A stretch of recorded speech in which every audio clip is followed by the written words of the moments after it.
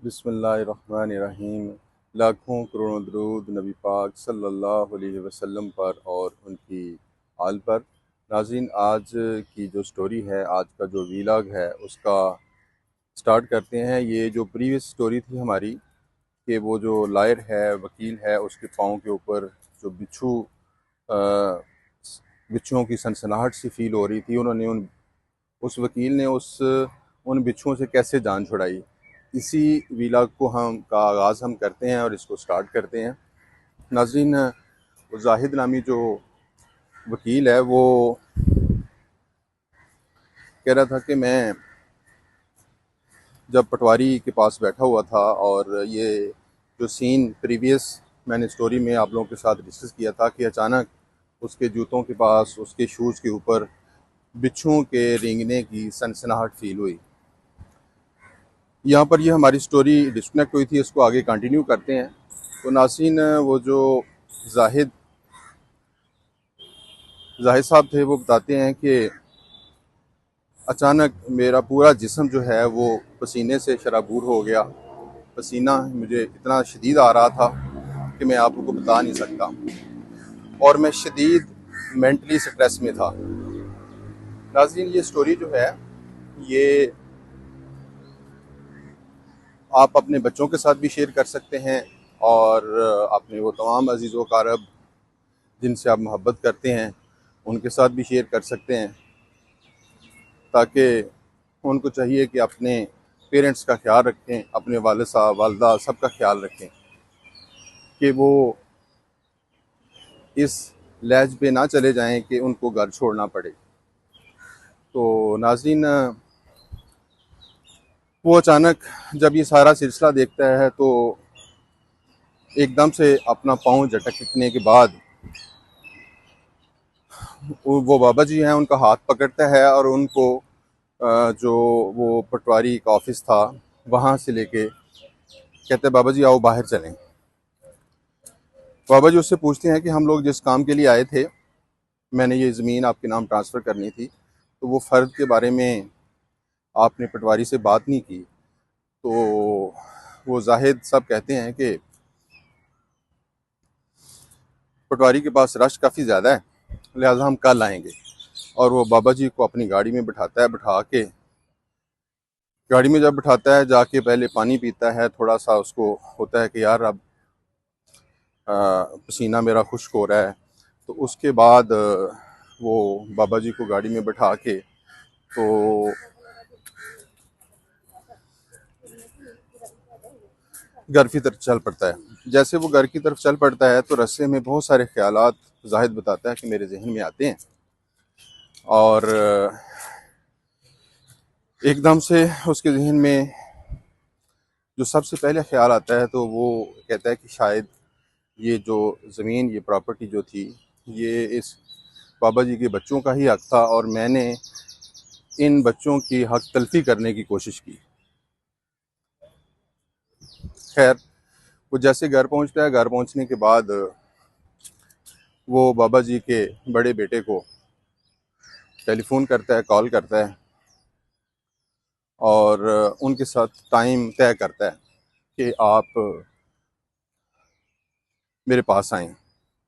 बाबा जी को वो नहीं बताता कि मैंने आपके बच्चों को बुलाया है।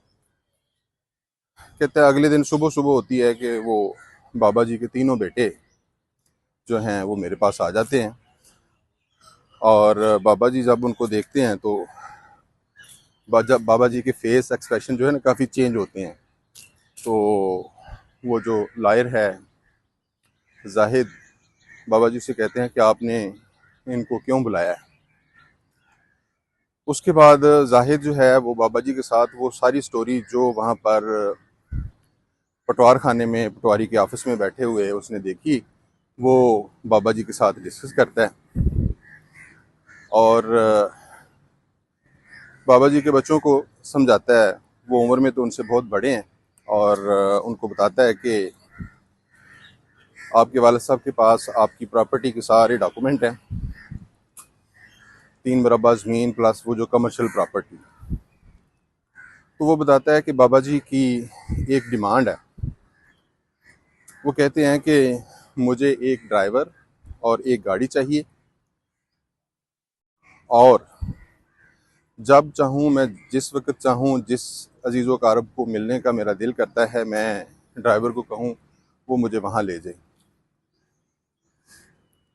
नाज़रीन, वो तीनों बेटे जो हैं वो शर्मिंदा भी थे, नादम भी थे कि हमारे वालिद साहब जो हैं उनको हमने नहीं संभाला, और इस तरीके से वो सारी चीज़ें घर से, प्रॉपर्टी के कागज़ लेके घर से बाहर निकल आए। लेकिन उसके साथ साथ जाहिद कहता है कि मैंने उनको एक चीज़ और भी कही कि ये जो कमर्शियल प्रॉपर्टी है, इसका मुख्तारनामा जो है वो बाबा जी ने मुझे दे दिया है, लेकिन मैं कुछ टाइम के लिए देखूंगा कि आपका बिहेवियर अपने वालिद साहब के साथ कैसा है। नाज़रीन, आज भी मैं बाग जनाब में मौजूद हूँ, या परिंदों के चहचहाने की आवाज़ें सुन रहे होंगे। बहरहाल जी, इस स्टोरी को कंटिन्यू करते हैं। जाहिद कहता है कि मैंने उन तीनों भाइयों को कहा कि ये जो बाबा जी की एक डिमांड है वो आपने पूरी करनी है। बहरहाल वो कहने लगे जी कोई इशू नहीं है, हम बाबा जी को गाड़ी भी लेके देते हैं, एक ड्राइवर भी इनके लिए रखते हैं, और हम इन हर लिहाज से इनका ख्याल रखेंगे। लेकिन जाहिद ने कहा कि ठीक है, ये जो प्रॉपर्टी कमर्शियल प्रॉपर्टी है इसका मुख्तारनामा मेरे पास है। तो 6 महीने साल बाद जैसे जैसे आप मुझे लगेगा या बाबा जी के साथ मेरी बातचीत होती रहेगी, तो फिर मैं वो डॉक्यूमेंट भी जो है वो आपको दे दूंगा। खैर, उन्होंने अब्बा जी से, बाबा जी से एक्सक्यूज़ किया, और जो जाहिद साहब हैं उनके साथ माजरत भी की कि ये चीज़ नहीं होनी चाहिए थी, जो आज हमें ये शर्मिंदगी फेस करना पड़ रही है। नाज़रीन, बहरहाल जाहिद ने, वो मेहमान थे, उनको खाना शाना खिलाया, बड़ी खातिरतवाज़ा उनकी की, और लेकिन वो एक ही शर्त थी कि बाबा जी जैसे कहेंगे वैसे आप उनकी बात मानेंगे। नाज़रीन, वो अपने वालिद साहब को लेके, तीनों भाई जो हैं, वालिद साहब को गाड़ी में बिठाया और चले गए। और उसके बाद जाहिद जो है वो शदीद कश्मकश में था कि मेरे साथ ये जो अचानक मैंने देखा है कि मेरे पाँव के ऊपर बिच्छू के रेंगने की सनसनाहट है, ये क्या चीज़ है। तो वो सोचने लगा कि ये अल्लाह ताला की तरफ से ही मेरे लिए बेहतरी थी कि अल्लाह ताला ने वो मुझे एक सिग्नल दिया है कि ये आपका हक नहीं है। तो नाजरीन, ये स्टोरी इस लिहाज से भी बड़ी सबक आमोज़ है कि किसी का हक जो है वो नहीं खाना चाहिए, किसी का हक नहीं मारना चाहिए। हालांकि वो बताता है कि जैसे प्रीवियस स्टोरी में आप लोगों ने सुना होगा कि वो कितने नाराज़ थे, अपने वालिद साहब जो है अपनी औलाद से कितने नाराज़ थे, लेकिन उसके बावजूद ये सारा सिलसिला, ये सारी स्टोरी जो मैंने आपकी शेयर की है, उनको चाहिए था कि वो अपने वालिद का ख्याल रखते हर लिहाज से। तो नाज़रीन, वो बाबा जी के जाने के बाद जाहिद जो है वो इसी कश्म में था कि ये जो मेरे साथ मामलात जो पेश आए हैं, ये इसी वजह से आए हैं ताकि अल्लाह ताला जो है इस दुनियावी प्रॉपर्टी और इस दुनियावी चीज़ों से मुझे बचाए, और कल रोज़े महशर जो है वो मैं शर्मिंदा ना हूँ। नाज़रीन, ये स्टोरी इंतहाई दिलचस्पी है, आप लोगों ने शायद ऐसी स्टोरी कम ही सुनी होगी, और मेरे तक जब ये स्टोरी पहुंची तो वो वाकई तजस्सुस भी था, इसलिए मैंने इसको अपने वीलॉग में ऐड किया। और उसमें आप अपनी राय भी दे सकते हैं कि वो जो जाहिद वकील था, क्या उसने ठीक किया। कमेंट्स में मुझे ज़रूर बताइएगा नाजरीन। और उसके बाद जाहिद कहता है कि 6 माह गुजर गए। 6 माह गुजरने के बाद मैंने बाबा जी को एक दिन बड़े बेटे को फ़ोन किया और मैंने कहा कि बाबा जी से ज़रा मेरी बात करवाएं, मेरा दिल कर रहा है उनको मिलने के लिए।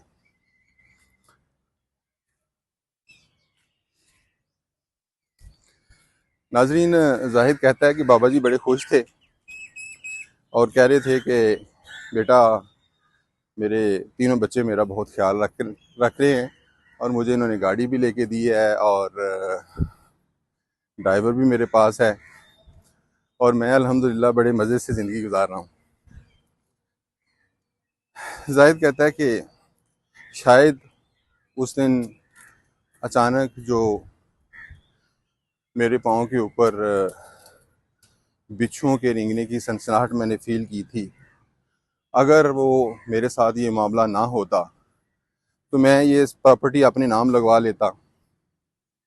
ठीक है, हो सकता है मेरी दुनिया तो हो सकता है अच्छी गुजर जाती, मुमकिन है, लेकिन मेरी आखिरत हरगिज़ अच्छी नहीं गुजर सकती थी। तो नाज़रीन, जब बाबा जी को फ़ोन पे बताया, जाहिद के साथ बात हुई, तो जाहिद कहने लगा मैं बहुत खुश हुआ कि चलें, मेरी ये छोटी सी एफ़र्ट करने से जो है बाबा जी की औलाद जो है वो राह रास्त पे आ गई है, बाबा जी भी खुश हैं। तो हो सकता है रोज़े आखिरत ये चीज़ मेरे लिए भी कुछ आसानियाँ पैदा करे। नाज़रीन,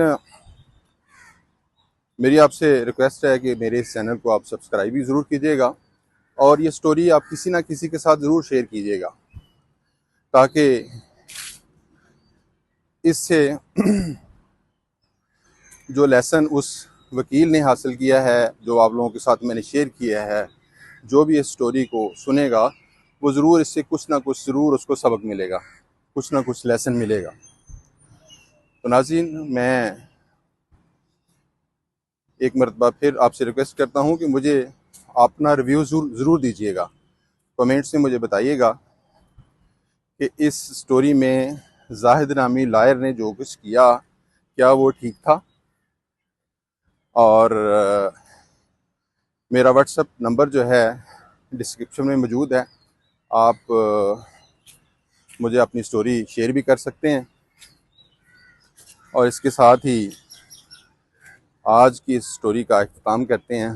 पाकिस्तान जिंदाबाद।